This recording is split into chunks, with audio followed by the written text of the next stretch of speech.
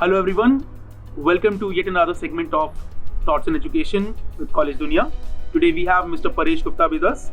Mr. Paresh Gupta is the co-founder and investor in Neos Angels Network, a startup consulting company. He's also the co-founder and CEO of GCEC, an institute redefining Indian education system. He's also founder of Toppers Pro. Mr. Paresh has been a topper his entire life, starting from CBSE 12th, then SRCC, where he did his bachelor's. He cleared his CA in the first attempt and also did his MBA from London School of Business and Finance. Welcome to our show, sir. Thank you. Mr. Paresh has also been a TEDx speaker for about 6 times. 2 times he has been Joe Stock speakers with over 2 lakh views. So welcome to the segment, sir. We are very glad to have you here. Thank you. Thank you so much.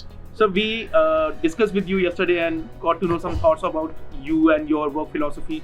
I would like you to, give the students the same, thoughts about what you think being a topper is and what's your ideology about that. So I think there's a lot of funny movement that goes on in this nation, because I think Indian education system has stagnated somewhere. And while I returned back from London a couple of years back, I saw that, things are just stagnant. And things have not changed in the last 20 years when I left the country to coming back again. And I was like, what has gone wrong? So why have we stagnated and not moved on?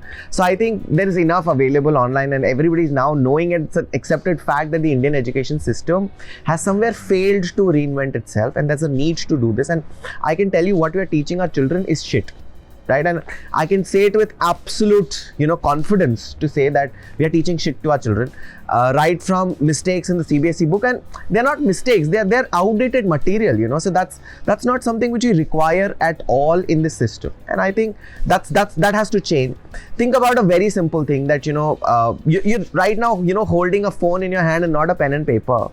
Then why should I take your exam on a pen and paper? It's so simple. Today, a kid always has a phone and a laptop and tech-enabled candidate. On the other hand, what we are doing is we're telling, cram up and write it on the books. And he's not going to do that. He's a Googler. He's a Instagrammer. And that's exactly what he needs to learn. So I think the entire education system has to teach them and prepare them for the future. Now that's another thing that people really, an Indian education system and probably worldwide, I would say this is a problem at the world level where we emphasize too much on history.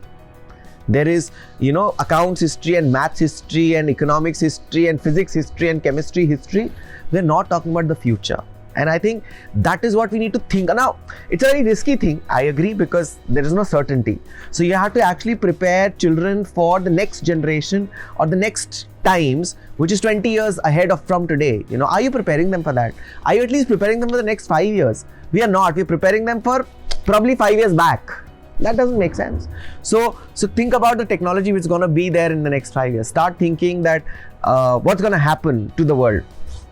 My ideology is that, computers will become stronger, bigger. So either you work with the computers or you do something which computers can't do. And any of the two things is that you have to think about. Now, are we doing and looking at our education system that way? Is not at all. So yeah, that's it. So sir, with the GCEC and Topper Pro, as you mentioned that you have seen toppers, you've worked with them, and you are trying to build them. Could you share some more thoughts on that? I think I always feel so that, how do you want to become a good singer? How to become a good singer? You should go to a good singer yourself first. See him. So if you go and copy Arijit Singh, I think I'll be happy that you're copying Arijit Singh. You're not supposed to copy a local singer who's himself singing wrong. And the same thing applies in every learning. If you want to be a good coder, go to the best coder. If you want to be a topper, go to a topper, right? So that's the whole thought behind us. And when we were kids, you would never want to be educationalists or teachers because you would look down upon teaching as a profession. But while I'm here and when I see this, that's exactly the problem, that toppers do not teach anywhere. And that's exactly what we want to change, that we are all toppers. We all decided to come together. So we have multiple people from SRCC and Delhi University and topper, chartered accountants, first attempters and blah, blah, blah. And all of them have done fantastic. And the whole idea is that if you want to teach, you first need to be a topper yourself. And anybody who wants to learn also should go to a topper and the topper can tell you so easily. So that's why the results are exemplary, you know, because what people think is so difficult, doing this, that, blah, blah, blah. For us, we know if you do this 1, 2, 3, 4 steps, you will become a topper. There is nothing to stop you. So that's exactly that's why it's called Toppers Pro. We feel that, you know, if you want to be a topper, come to the toppers. They'll tell you. For all exams, or all competitive exams, for all international programs that we run, we are literally doing 3 to 4x of the average. You know, say if the average is 30%, we are doing 90% pass rates or, you know, results, because we know how to crack it.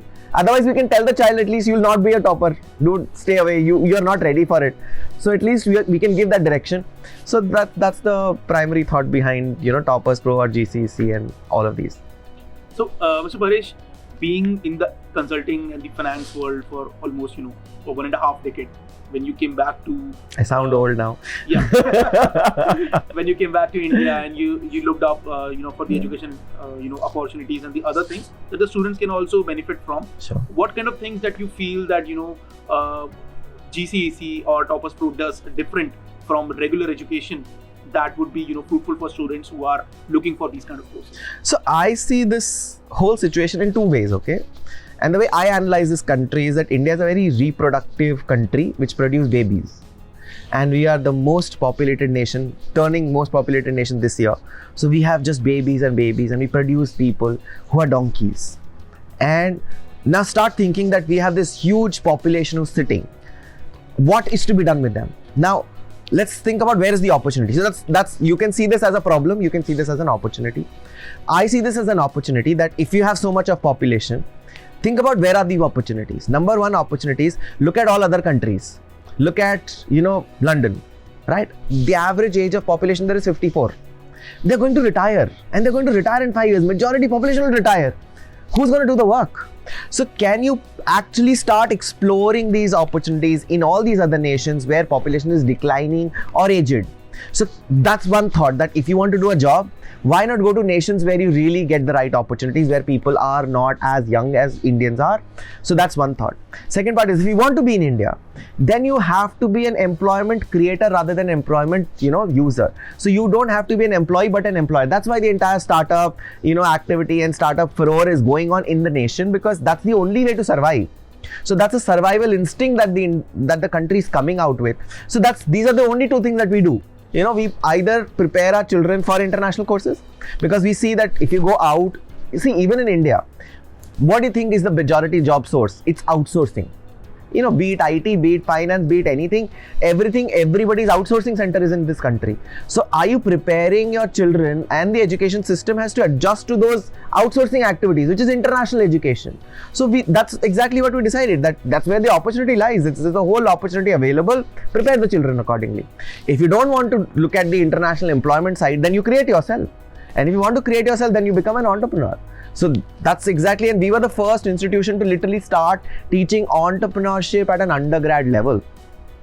Nobody thought of it like that. Oh, can you actually have a graduation in entrepreneurship with a very fancy, crazy structure? We removed the books. So we said no books, no pen and paper. We removed pen and paper examination. Then we said open book examination. We said, why can't you use the phone in the examination when you can use it in the real world? So our exams and our midterm examinations, for example, involve competitions, activities, case studies, using phone, laptop, whatever, do whatever. A hackathon can be a case study which can be, you know, marked. So we really innovated on all of those things, and that's exactly what, you know, GCC and Toppers Pro is looking at. So yeah, that's the thought. That's great to hear. I mean, the reforms that you're planning to with the students here. So sir, for the next 3 years, if I ask you, the students who are, you know, recently moving towards BCom, BBA, they always have this feeling in the back of their mind that, you know, BTech is all the truth. You know, not everybody wants to do BTech, but they are in some way guided by the society to get a stable job in IT and other things. What would be your, you know, suggestions and you know, ideas for the students who are coming in the backgrounds for BCom, BBA for the next 3 years, how they can prepare themselves for the world of future? So I'll tell you something very funny about, let's say, IIT Bombay. Okay, there are multiple BTechs that happen, but you know what job everybody does? Only coding. That's what they're paid for. So the future will fall into 2 categories only, as I said. Either you know technology And technology is not only going to come in just regular coding, but every aspect. So there's going to be a huge element of fintech for that matter. So if at all you're a commerce student and you want to do this, why not think about fintech as an option? Why not look at, technology enabled business? So all businesses, all startups, you talk about agri-tech, ed-tech, you name it, and there's a technology element. So whatever we teach also, I would suggest every student, whether you call it BTech, BSc, BCom, BBA, anything, and these are just nomenclatures created by institutions to sell a course. I'll just be very honest with you. If you go out and the moment you step out of India, everything is BSc, right? BSc in accounting, BSc in finance, BSc in commerce. So it is still called BSc, BSc in psychology, BSc in history. So it's just bachelors, so this is a bachelors. We have distinguished it because the Indian system is there, and that's going to obliterate also. I don't know if you're aware of the new education policy, it talks about multidisciplinary education. So how would you offer technically now a BTech? There is nothing going to be a BTech when the BTech student will also be studying accountancy, and he's allowed to. He might probably do 1 year in this and then another year another elective course in something else. He might study history along with computer science. Right. So you will have to change these nomenclatures. It is just about, so as he said, future.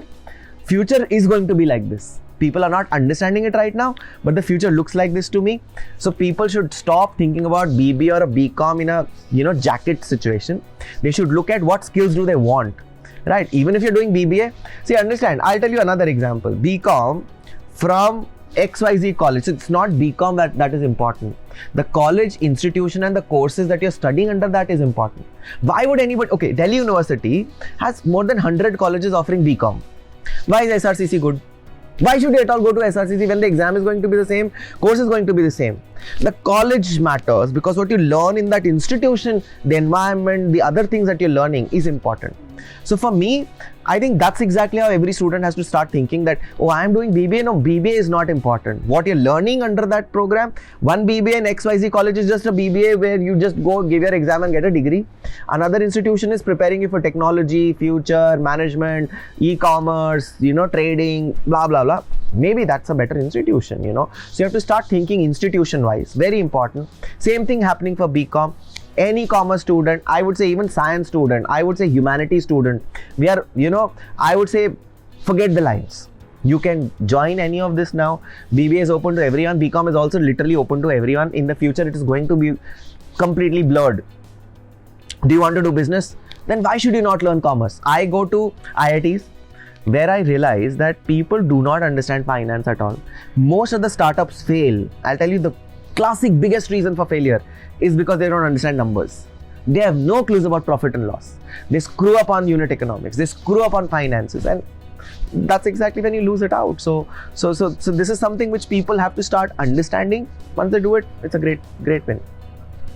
So, more than being an educator, you also do a lot of talks. And one interesting that I learned about you was that you also mentor a lot of students. And under your personal guidance, sometimes under GCC or other verticals. Could you tell us what inspired you to mentor students under you, take them under your wing? So, I don't know, there is a very interesting story. I was about to die, and so there's a huge, back end story, but I was going through a medical condition and I was diagnosed with a tumor and I wasn't sure whether I'll live or not, and that's what brought me back to India. And while I was here, I was just at home because I was just recovering from my health, and I was a topper anyway.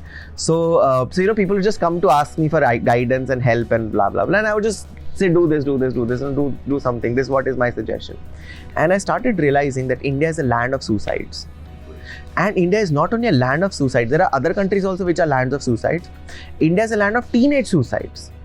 So India, particularly Rajasthan, look at a city like Kota, is like the epicenter of suicides amongst teenagers.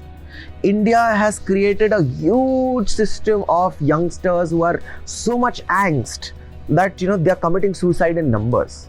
People are under depression, anxiety, so many issues because they are under so much of career pressures, and they're not realizing that God has sent us with a different thumb impression, and yours doesn't match mine.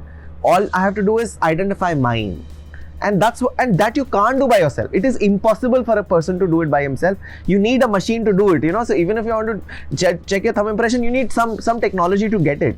So same way, you need a mentor in your life to do it. So I saw a couple of people, you know, actually committing suicide or getting on the verge. I used to have a crying room in my house. And you know, I'll tell you a very interesting story that, you know, I just met a couple of people a few days back, and then they said, how are they connected to me? Because all of them had cried in my room and shared their life with me once, and that's the connection. So I feel that this is such an important element which people don't understand today. You are full of information and you're full of garbage information. Everything is served on a platter to you on Google. You have become so dependent on Google to search. Now, I mean, think about it. I say sleeping early at night is good, sleeping bad at night is good. You'll find blogs for both. And they were both paid blogs, paid by somebody to sell something. And that's all that was being done. Kids are not realizing this. They're reading it, depending on it, and putting their lives at stake on this entire thing. So they need a filter. And I think that's what mentoring is all about. In fact, you'll be surprised, but it's not me who mentor alone. Our college, we do not have teachers. We call all of them mentors. Because what is there to teach? It's all there on Google, no? What is important is to filter. Tell people what to study out of this entire mess. What not to study from that entire mess. What not to, you know, take from that entire thing is the most important thing. So we are technically filters. We just filter it out and tell you that, see, we have experienced it, and that's the only value we bring to the table, that we are little old and we have lived our lives a little more, so we can help you filter better. If it has taken us X number of years to reach a particular conclusion, we can pass that on to you in a snap and, you know, make your life easier, to make you progress better. I think that's what mentoring should be. And I am very happy that this is happening. So thankfully, God wants me to do something like that. Pretty happy. Thank you, sir. Thank you for sharing your vision, your views, and the new trend of educationists that you will be mentoring in the future as well. Thank you for your time today, sir. Thank you so much.